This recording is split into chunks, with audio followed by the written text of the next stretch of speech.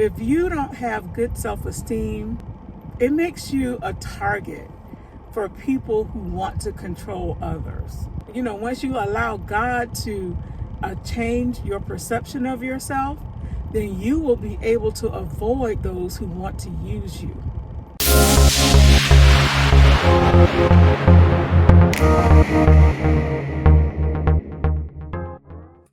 I want to share with you something that it took me over 30 years to learn.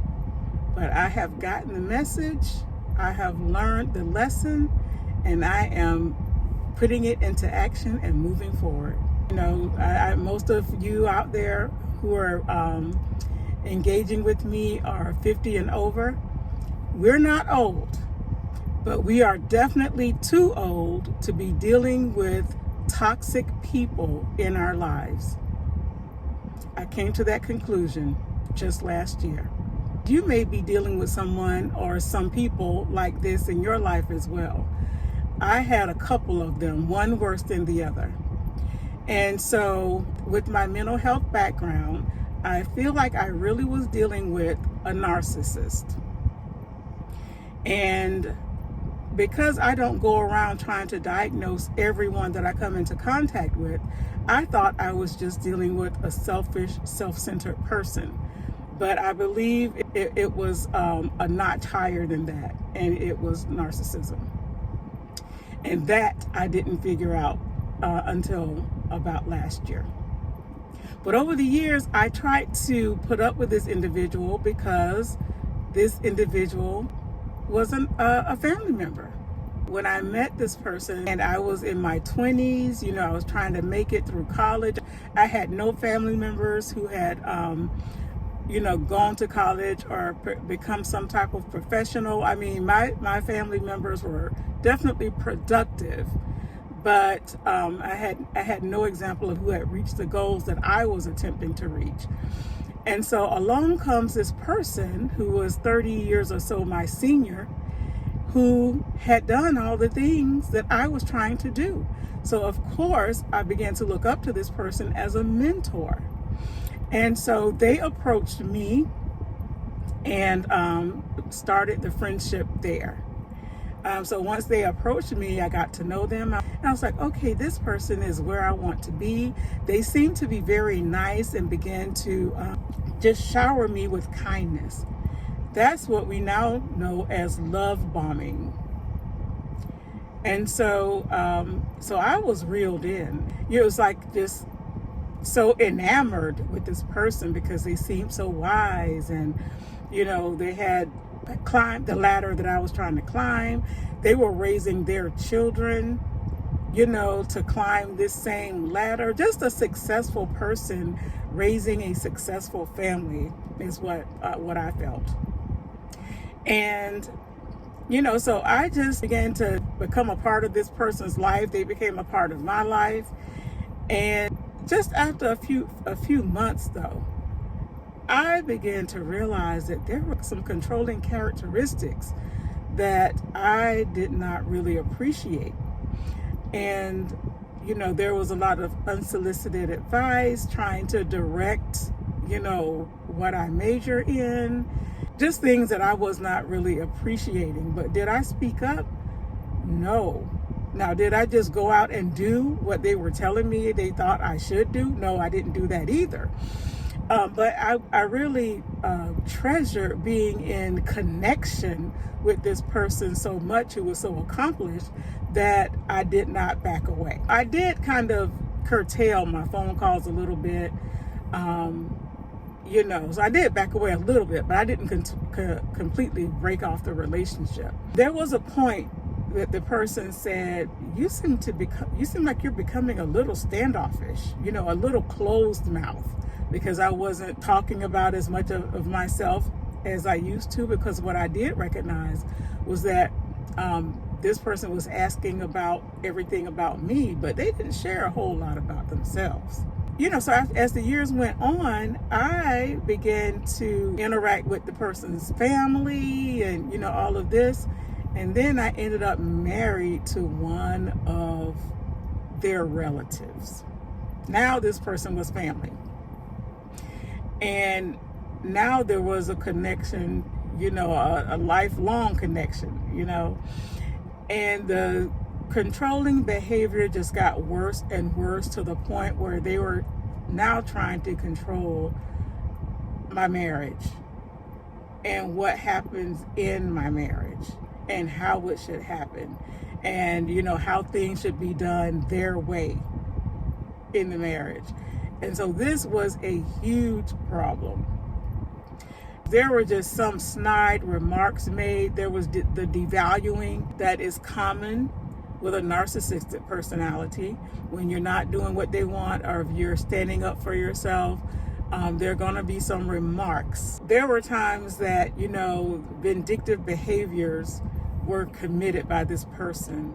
And if I ignored it like it didn't happen and just moved on with my life, they would circle back to it to ask me, did I notice? Because they had to know that they had one-upped me and that I recognized it. There were remarks made about my weight. I gained weight during pregnancy because I was on steroids. There were remarks made about the weight because you have to look a certain way and present a certain way. And I had never been that size before. Even when I met them, I was very, very small. And so now I was not representing the family well with this weight on my body. So there were just so many different underhanded, snide, rude remarks and behaviors. And then there was a lot of boundary crossing. They inserted themselves into decision making that was between me and my husband. And and so it was just awful. And it was, over 30 years of that behavior. And there were conversations. We had conversations about, I didn't appreciate when you did this, or I didn't appreciate when you did that. That was not appropriate. That was crossing a boundary. And they would always turn it back to me. Somehow I did not see the situation clearly. Somehow it was my fault. Somehow I was misunderstanding the situation. They never took responsibility for their actions or for their words. It was always, I didn't say that, or you're twisting my words. That's not what I meant. So there was never any taking responsibility. So I came to the conclusion last year that this person will not change. And last year there was just the camel, what is it? Something that broke the camel's back. Whatever that saying is when they tried to tell my husband what to do in this marriage where I was concerned, inserting their opinion in the form of instructions. That was the straw. Yeah, the straw that broke the camel's back. I was like, I've been putting up with this. I've been going to all the family events, grinning and bearing this behavior. At the family events, everything looked perfect because they put on the persona of having, the perfect family. I would participate because I wanted to, accompany my husband to these events. I wanted to not shake things up. So I would go to all of these family events, play the games, Scrabble, Taboo, whatever the games we were playing, laughing and, seemingly having fun, when behind the scenes, no one knew what kind of person. They probably know, they probably just enable it. And I was enabling it too, because I was just going along with everything, like everything was okay. And so when that straw broke that camel's back last year, then I was like, this is it. I am not pretending that everything is okay anymore. This person will never change, and that is common with the narcissist. They do not change. Only God can change a narcissist, and that's only if they let God change them.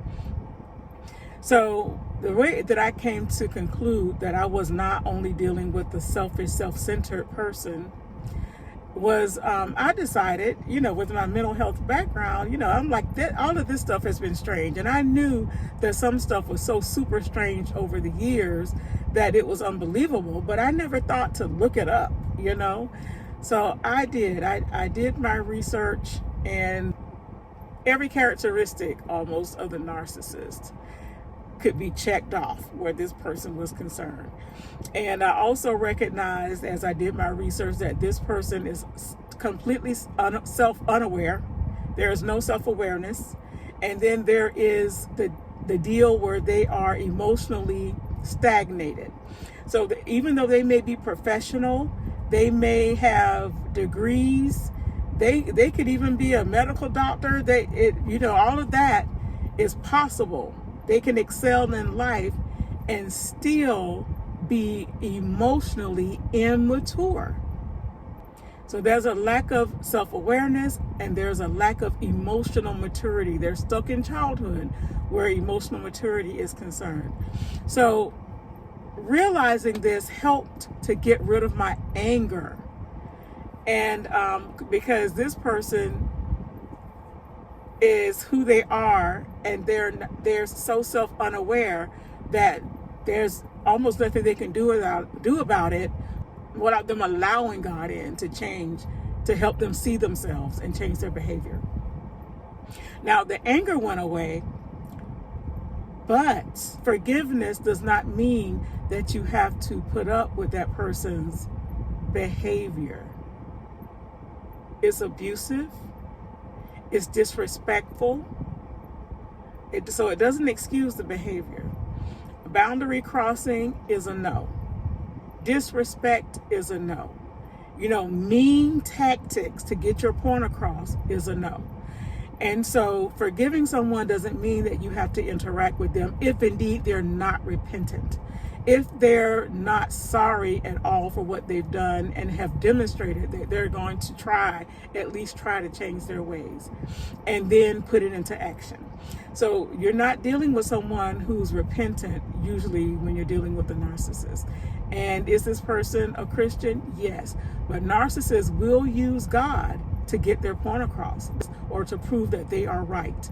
So don't let the fact that they say to you, God told me to tell you, or God said, don't let that cause you to bend to their will, because they will unashamedly use God to try to get you to bend to their will.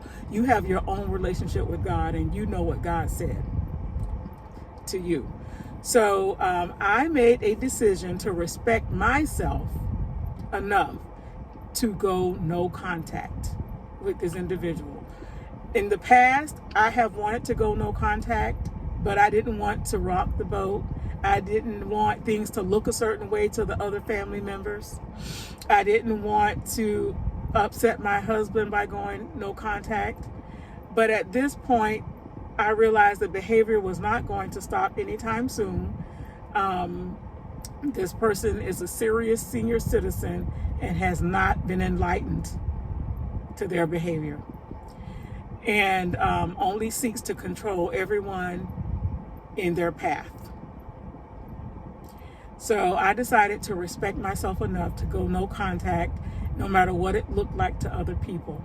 And I set myself free from this narcissist. Have they been trying to hoover? Yes. Hoovering is when they try to suck you back in because they've lost control. Yes, they've been hoovering, and I'm not giving in to it.